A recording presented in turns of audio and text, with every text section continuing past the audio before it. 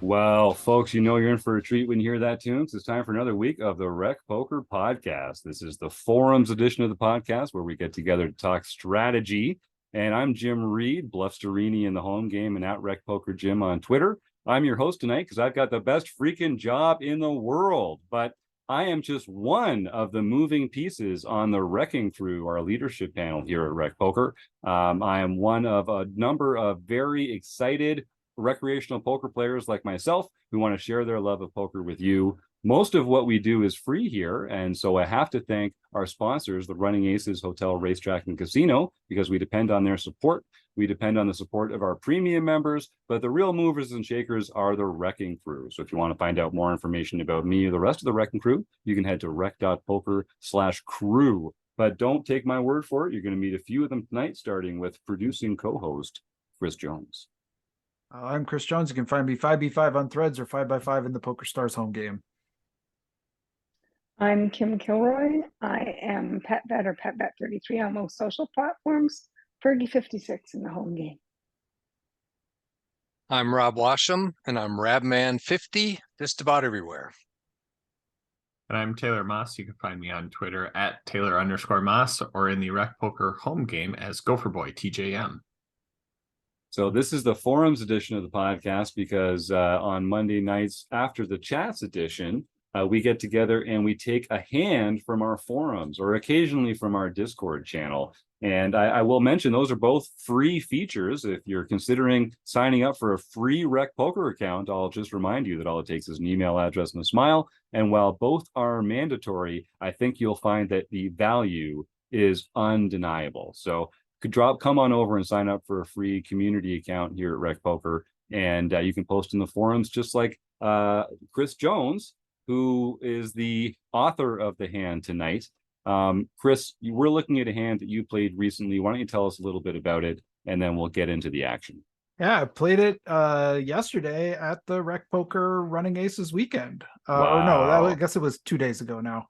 Well, it was it was probably about 6 weeks ago by the time people are listening to the episode. Well, whatever. But, so it was recently. It's very fresh in Chris's mind. This weekend, it was a blast of a weekend. It was great to see a lot of people show up for that. A lot of people wearing Rec Poker gear. It was fun to see dealers with Rec Poker patches on. It was so cool. It was really cool. It was just a really fun weekend. And this is the third tournament in the series. But they all played fairly similarly in that there was a mix of players, a lot of which I think people will recognize if they're playing in these sort of lower stakes daily live tournaments where there's a mix of skill level, there's a mix of approaches. And I was at a table that I think a lot of recreational players will find very familiar that was very loose and passive. There was a lot of limping, a lot of like calling. Most hands were going 3 to 5 ways to a flop. There was one player in particular at our table that I literally think they were V-pipping about 85% of hands through calls, limps, or basically calls and limps. So almost exclusively passive actions is what you mean, like pretty much. Yeah. Maybe an open, but other than that, yeah. Yeah. Interesting. Correct. Okay. I know these players. Yeah. Yep. So, and then there was one. Involved in this hand, there was one, fairly aggressive player who had been 3-betting, opening a lot. And then there was the other player. Well, the other player who was at this table, not involved in this hand, was Captain Walleye, Rob Adsom, and he had just crippled me by beating. This is important for my not a bad beat story, but it's important for the context of the story. I had ace king suited, he had queens, he won. I went from a very nice stack to a very not nice stack, and so great on Rob, boo on me. But there I am sitting with 13 big blinds in the big blind, and the other player involved in this hand is, I would call, the typical old man coffee. Very tight, very passive, not getting involved very much, and only getting involved to some aggressive degree when they have very good hands. So that's the context in which we're starting this off. Any questions, thoughts, ideas before I jump into the action? You were short stacked. What were the other players? The roughly stack wise. So the very like passive loose player, the ever limping and calling all the time, is hitting everything, and he's just got tons of chips. The aggro player has rebought like 4 times, but has started to run up their stack. Everyone covers me in this hand. And then the old man coffee is just kind of like hanging around with more than me, but not a great stack. He's got about 30 big blinds here, but the other 2 players cover him in this, and I'm sitting there with 13. Got it. So starts off with the passive player, who actually opens this hand. It's a bit of a deviation for this player. Mhm. And it goes around to the aggressive player who calls, and then the old man coffee is in the small blind who calls as well. And I am sitting in the big blind, 13 big blinds. I have 5 of spades, 6 of spades, and I elect to complete and see a flop. Maybe we can do something with this hand. I don't think it's one I want to get. I think this is a great hand to see a flop with, for 1 big blind, or it's like 1 point, whatever big blind. I don't think it's that super controversial. So we go to the flop. Flop is, again, we have 5 of spades, 6 of spades. The flop is, and I'm thinking, okay, I'm going to see this flop, and if I see some decent equity, my chips are in the middle, and I'm going to try to double up, or I'm going out. And I see a pretty lovely flop. The flop is 7 of spades, 6 of diamonds, 4 of diamonds. So I have an open ender. I've got a backdoor flush draw. I've hit middle pair. That's about as dreamy. I mean, I can imagine a better flop, but it's about as dreamy a flop as I could probably hope for with the 5 of spades, 6 of spades. The small blind, old man coffee, checks, and it is on me. And I think this is where I would start the conversation here. I'll tell you what I did, and then maybe we can talk about this decision. I checked, and I'm curious if that's a kind of, and I'm checking with the intention of check raising all in when I, hopefully get a C bet from somebody. But I'm wondering, given the fact that I've got this very loose passive player who is the original opener, and again, this very aggressive player is going to be the person who's closing the action. Do you ever lead out here on this flop with this holding, or do you like the check here? So at this point, there's roughly 4 big blinds in the middle. We've got No, there's you're like 10. Oh, because he opened, right? Yeah, I'm he sorry, opened, he yeah, opened. there's like Yeah, so there's 10 like in the middle. 9, and so we've got just barely more than that. We have back. 12 behind, right? Yeah. So the question is, on this flop, for me, it's just like, how are we getting our chips in? Is it better as a check raise, or is it better as a shove? Or I think the lead is the one that I like least. Yeah, I guess because- I would either check or I would jam. I Yeah, probably wouldn't. yeah. I wouldn't lead small with this. Yeah, leading puts you in the worst position of then having to call, as opposed to being the one to put the chips in. So and it's tricky because you've got the one passive player and the one aggressive player. So it's not like you can count on action necessarily. Yeah, tricky. I don't know. What do you guys think? Kim, you've unmuted. Oh, we might have lost Kim, or maybe she's Yeah, frozen I there. think that Oh, here she is. Yeah. normally. No, Yeah, go ahead and I'm see at if we the got cottage, so I might not have good, might not be too stable. I would normally think this is a great check raise spot, but Mhm. because we're so shallow, I prefer with 10 big blinds in the pot, and we almost, and if we win this outright here, we almost double our stack, that I would like a shove here. I think when we Rocks. call from the big blind and we get this, we just get our chips in. Yeah. I agree 100%. Another reason for that, obviously the stack size, but if you think about it, you're actually betting somewhat for protection, because you're going to get some folds from some hands that you are currently ahead of, but have a lot of equity if a higher, turns. If he turns a queen, king, or an ace, you're going to be very, very sad. Right? So you can get a lot of those types of hands to fold. So I think you got to use some of your fold equity there that you still have because you have a pot size bet. Yeah, I like that. Eric Taylor. Yeah, I mean, I think I would be like going for a check jam here. I think, I mean, I hear all the we're trying to get like folds, we're trying to get like equity out of there. I think that happens a lot because we would have to like have it check through for us to like not be able to jam on someone. And these games, it seems very likely that someone's going to throw out some sort of continuation bet or feeler bet, or, you know, some sort of bet is going to like find its way in on this flop, which is going to give us the opportunity to jam. And I'd like to jam into, you know, a few more chips into the pot. To me, that feels like a little bit better of an option. Like, I think lead jamming is all right. But I'd rather just try and like get a little bit more. And if it does check through, like, okay, then we can like play turns and rivers. And that may feel like really bad when it does check through and like a jack comes out on the turn or something like that. But then it also kind of, you know, we just get to that spot and then we play that spot. Kim? No, it's okay. I just find that in these kind of fields, it often checks through. We're only we have 2 players left to act, and I find that it will check through. People are afraid to bet when there's so many players in the hand on this type of a flop.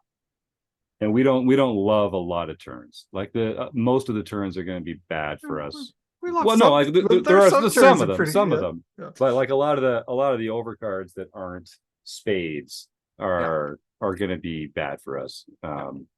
And we might have the best hand right now.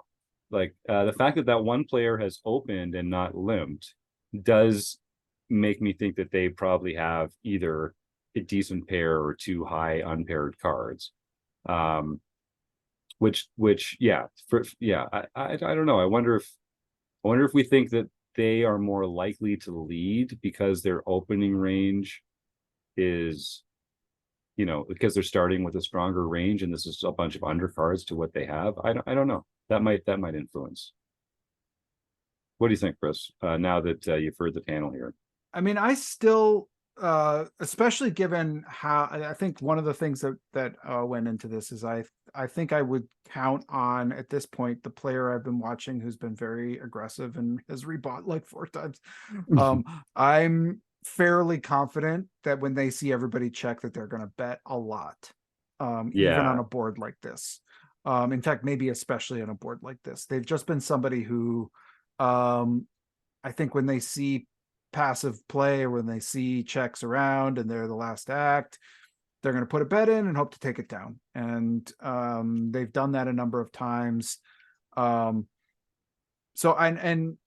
I'm still, I will admit that I did not consider the jam very much in this spot. I just kind of auto like checked because, you know, like that's what we do when we're in the blinds. And I think I should have considered it more. I think it's something that I didn't give enough thought or consideration to, especially how shallow I am. In flow, it feels like a check raise is the like default spot here. Yeah. So regardless, that's what I decided to do. And I am happily getting my chips in the middle is what I'm thinking right now. And like, please someone bet, bet. And then the kind of changes because all hell breaks loose.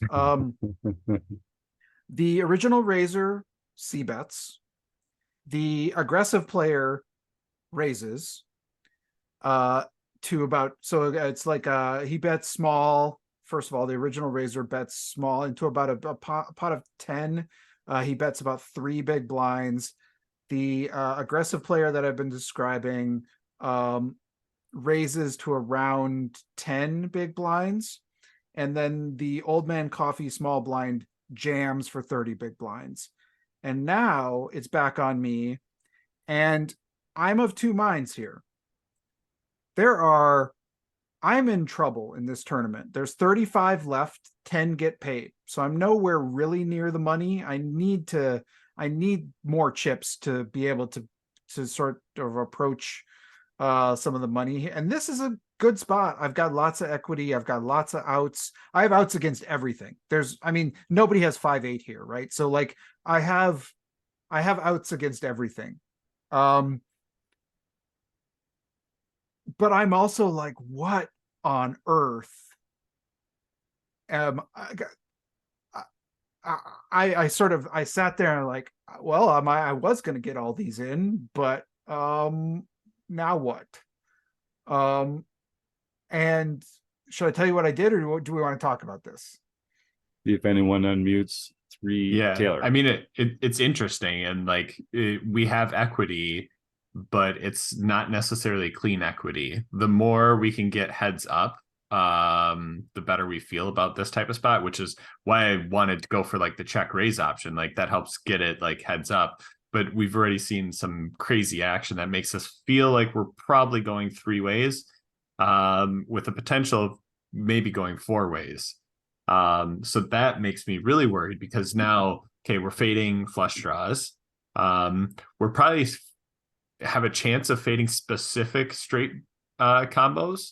Like, is our 2-pair combo going to be good?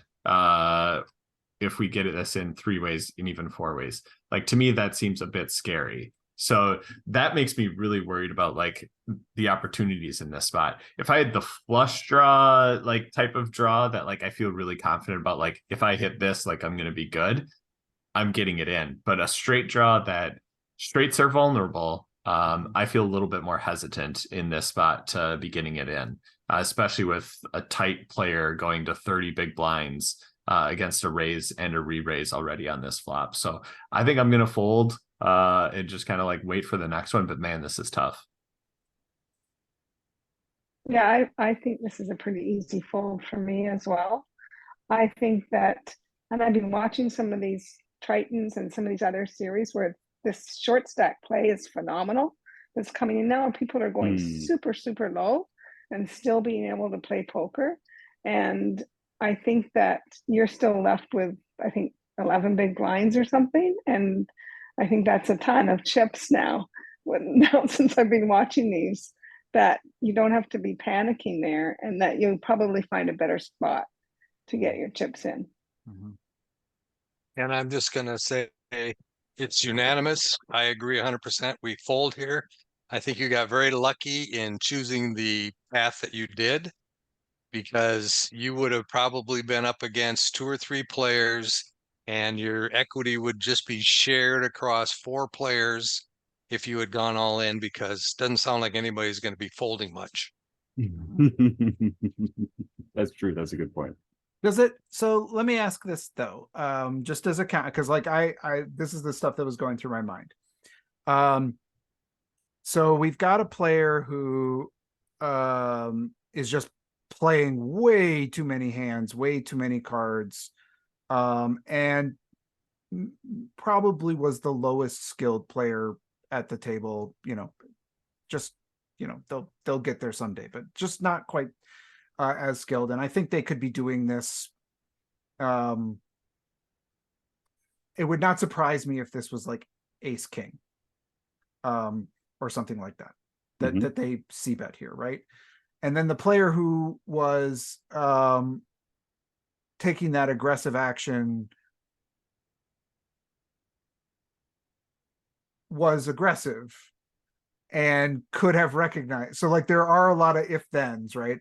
I think that the 30 big blind shove is undoubtedly strength. Yeah. It is, I think it's a set or a nut flush draw and not much else. I think that's like pretty much the range. Maybe some like kind of over pairs, like an 8, 9s or 10s kind of thing, but I'm not even sure those are there. So if you thought the other 2 players were going to fold, and you think you're still up against that strong of a range, but it could include some flush draws that we're currently even ahead of right now, is there any sense does that ever change your mind? Because it really started to change my mind. I'll tell you, I did fold this, but I really wanted to call. I mean, it's a factor. It's definitely an addition. Like, you know, it should factor into your decision, but I'm not sure it tilts the scales enough out of the fold camp. I'm not sure. It's an interesting question. What do you think, Kim? I think you're tending to think like I think when I'm faced with these kinds of spots, and that's I'm trying to put the players on the hands I want them to have, which is instead of like the full range of hands that they could have in this position. So if they have these hands, I'm still ahead of these hands. So kind of trying to put them on hands that you want them to have. But having said that, yeah, you're giving up your equity here, but yeah, I still think it's a fold. I think you did fold, so I think it's a good fold. Yeah, it's only cost you one big blind, you know. Right. It's not like and everyone folded. So the 30 big blind just kind of raked the pot, and that made me even that made me feel worse about the fold when everyone else folded. But yeah, of course. I don't know. It's just an interesting spot because I feel like when we are, I agree, you know, short stack play, people are playing better, but you know, it's hard. I will say, I think it's harder to fight back from 10 big blinds in one of these daily tournaments where the levels are increasing and people are playing this loose and passive than it is in like a Triton.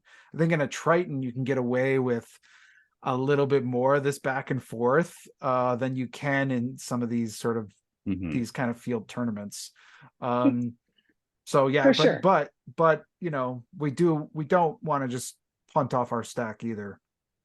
It would be really, really interesting to see what would have happened in this hand if you had open shoved that flop. Yeah. Or not open shove, but second person to act shove. Yeah.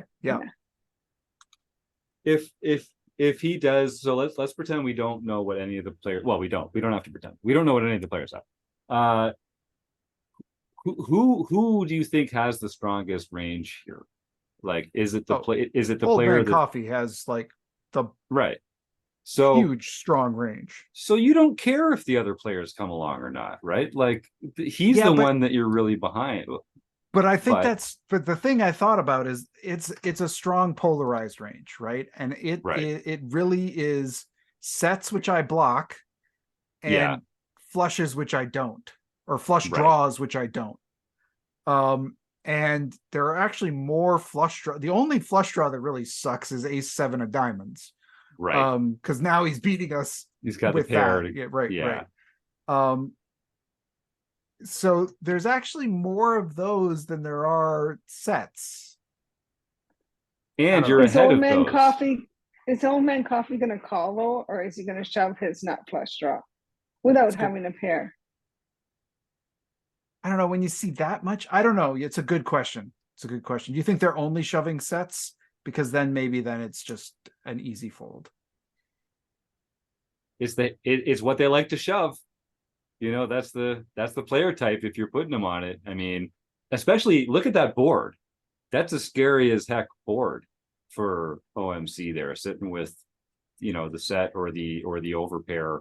And I think they do probably do it with some overpairs too there. Yeah, I'm still thinking fold. I'm still thinking fold. So you can sleep well tonight, Chris. All right. Everyone agrees, I think. Yeah, that was it was an interesting spot though. I think this is a spot that as we get short stacked, and you and Taylor are really good at this. I've seen Taylor just like smooth calling out of the blinds with some of these middle strength hands to realize your equity. Because, you know, I think our friend Fareed Jatton would say that the risk of the cost of confrontation is low at this point when you have so few chips already. It's actually, because I think recreational players like us, we think, oh, we're down to 12 big blinds, 13 big blinds. All we can do is shove when we get into, multi-way pots like this. But I think calling and having to play poker post-flop is a very savvy position. I would say that I more often recover from a short stack spot in these kind of big blind kind of things where I call once and make a hand and kind of, or make some equity and run it back than I do when I'm just, shoving ace 9 or ace 10, and unless it's against Taylor, because then I always hit. But no, I really think like if calling from the big blind when you're short is something you should get very used to doing and comfortable doing. In fact, you should look forward to it, because I think it's a path to recovering towards a healthier stack a lot of the time. Yeah, I've been when I watch the Inside the Mind of a Pro, and you'll see them get down. They'll take a beat or something, they'll get down, and you'll see them make some calls out of the big blind with some really marginal hands, but they're doing that because, like Fareed Jadden says, the cost of confrontation. And if you do happen to make a hand, you can all of a sudden double up. And if you double up from there, all of a sudden now you're healthy again. Whereas if you just jam and try to realize your equity and add a little fold equity, that another guy shows up with pocket aces, you're going to be just as dead as as you normally would be. So there's many times now today where in the past I may have just jammed because I'm down to 10 big blinds, that I'll just call out of the big blind and try to make a hand and then go on to the next one. And it seems to work. Yeah. And it especially works if you're heads up versus multiple player pot, because you can actually jam, if you're very short, you can just jam gut shot or better. Like there's a lot that you can jam there. Yeah, so, the old stop and but go. Not versus, well, no, not a stop and go. Like the old stop and go was you call and you jam everything. Like that's what a true stop and go is. Now that's not a thing anymore. Now it's like you jam if you get any equity. Yeah, so, the selective stop and go, the savvy stop and go. Right. Yeah, no, I like that. And I want to reinforce to our listeners that Chris is talking specifically about closing the action in the big blind. I think he would be much less likely to call out of the other positions where there's still players to act behind with some of these medium strength holdings that we're talking about. It's a nightmare to do that anywhere else. Don't do that. Don't do that. That's a fold or shove. Now, is it fair to say that that's more of a fold or shove play when you're in this blind range from the button or the small blind or late position, that you're going to be folding or shoving, but because you close the action, because you are already getting such a good price on this, you can call out of the big blind and see some flops and decide how to play those flops. Yeah, I see a lot of nods. Excellent audio podcast communication team, and so I'm going to take that as an affirmative. Okay, well, yes. Correcto, Jim. All right, well, thank you so much, Chris Jones, who does so much around here. And I want to reinforce, so listen, you've got some of the great poker minds here at Rec Poker on the show here tonight.